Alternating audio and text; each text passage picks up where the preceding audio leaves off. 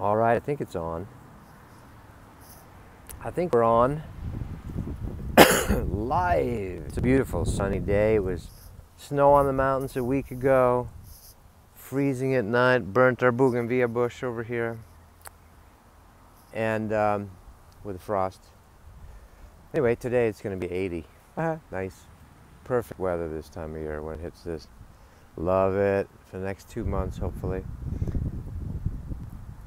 So I was just meditating. I don't meditate. I do officially. I do some Isha Kriya. I do the Kriya Yoga, Yogananda's Kriya, and various other ones. But most of the time you can just float. Dhyana. You're on the swing like this. See? You're on the swing. Swing, Dhyana, the Jula, which is sort of the gentle meditation your grandma did when she was in the rocking chair knitting. You tricky women, you.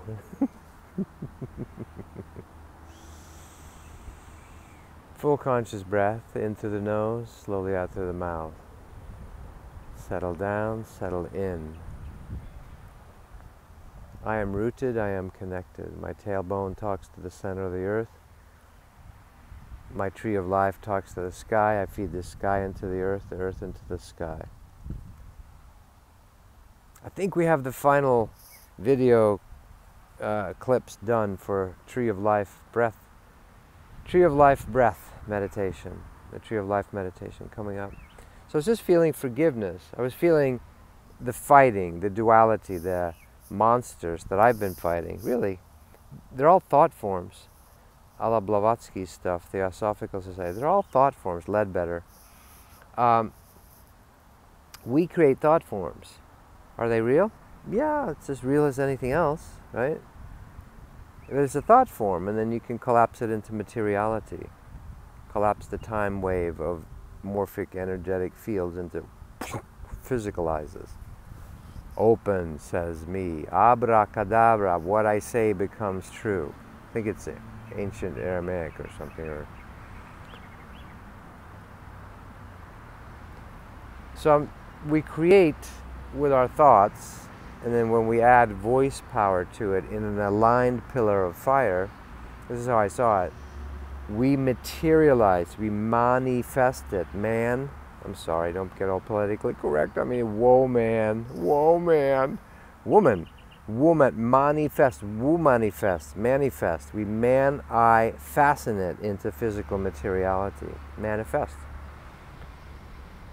And so we create monsters, our own monsters, our demons. I mean, they're very popular demons, we're very creative. Most art students are like instantly attracted to painting demons, right? Because why? I don't know, we enjoy it. It's fun, it's a game. It's like kids making faces, right? Kids will love to make ugly faces, not pretty faces. Why? Maybe because we're trying to rebalance. Who knows? Another topic. But so I'm feeling these monsters. During my sessions I have ancient things with black wings and giant ancient snakes and, coming out of my bones, my body. These are they real? Yeah, it's as real as anything. Nothing's real. It's all real. It's all manifest. And to have that sucked back into the pregnant point that the Rig Vedas talk about, to go back to the no-thingness, the nothing. Before there's a black hole, what is there? Before there is a Big Bang, what is there? It's like we can't even conceive of it because we're so used to being inside space-time materiality or inside conceptual time, inside concepts. Space-time is an invention. It's not real, ultimately. Don't try jumping off bridges right now, flying, dissolving yourself until we're ready. So I'm sitting here feeling these things I've been battling inside myself, ancient stuff that I've created a long time ago, right?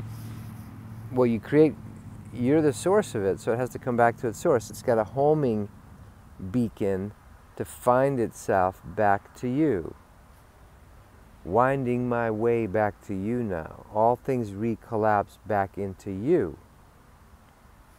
So I'm seeing that and I go, oh, it's the forgiveness that every teacher talks about, the Ho'oponopono. the alchemy process, alchemyenergyprocess.com, that I work with or put out there. It's all made of energy. The power and the presence of God is beyond space-time. You recollapse it into the no thing before creation. And forgiveness is Master Jesus, Jeshua. I call it Ben David. Don't argue with me about Ben Joseph, because he's out of the root of David. David, the life, David, the life, the resurrection. And so they speak of forgiveness or collapsing space. And when you do the forgiveness, that which you put out, manifested, whether it's in the physical world or in other heavens or underworlds or demons or angels, the parts that you created as a creator, when you forgive them, you give. Forgiveness is forgiving one unto another. It's meant for giving. I give you my forgiveness. I give myself my forgiveness. So watch the physics of it just this morning.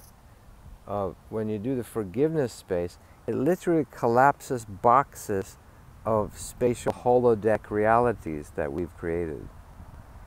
So if you don't want to live them out the karmic way, eye for an eye, tooth for a tooth, equal and opposite reaction, you can collapse it in the middle point, the middle way, the 0 point. You collapse that reality, and it's forgiven, it's erased, a graceful erasure. So forgiveness literally collapses space-time in what I saw and felt right there. How lovely is that, motherfuckers? Right? How sweet. You don't have to live it out. In my experience the last 2 years, I have to face them. Now I can keep the fighting going. You evil monster, I must banish you to another deeper hell and lock the chains on you. That's not really integration. That's segregation. That's separation. That's knowledge of good. This is good, that's evil. You know, if it's all energy, how can it be good and evil? It's all mental concepts, ideas that we've created good, bad, right?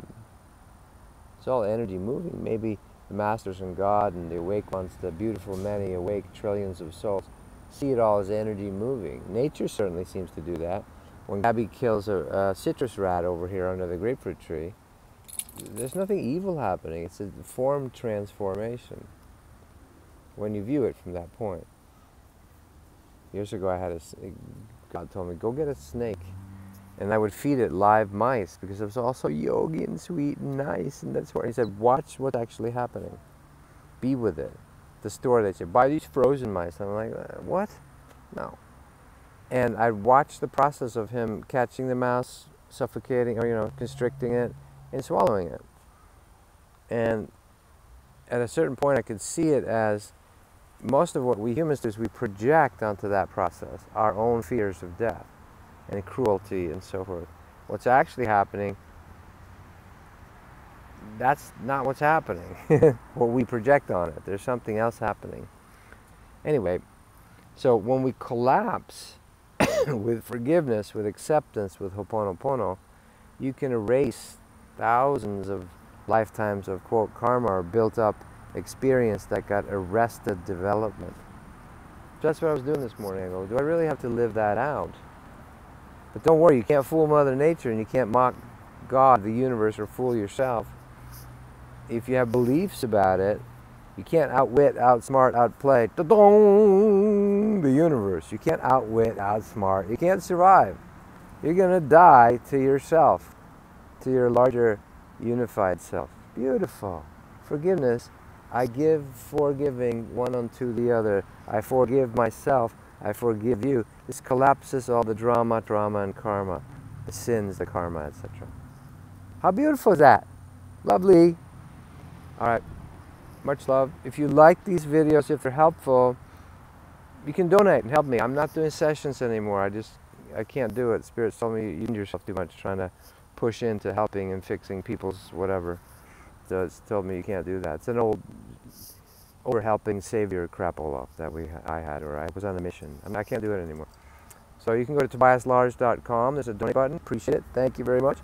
if you find this valuable, and or join our webcasts, which are affordable. You get 10 for $50 a piece, and we do them on Sunday. We listen to them as many times as you want. So much love. Forgiveness collapses space-time and all thought forms back into zero point, which is the eternal peace beyond understanding, before the creation got created. Much love, and then we can go back to just playing and enjoying ourselves the way these guys do. Huh, Gab? Doesn't that feel good? Oh, it feels good. Love you guys. I can't see anything, since I gotta walk over here to stop this recording.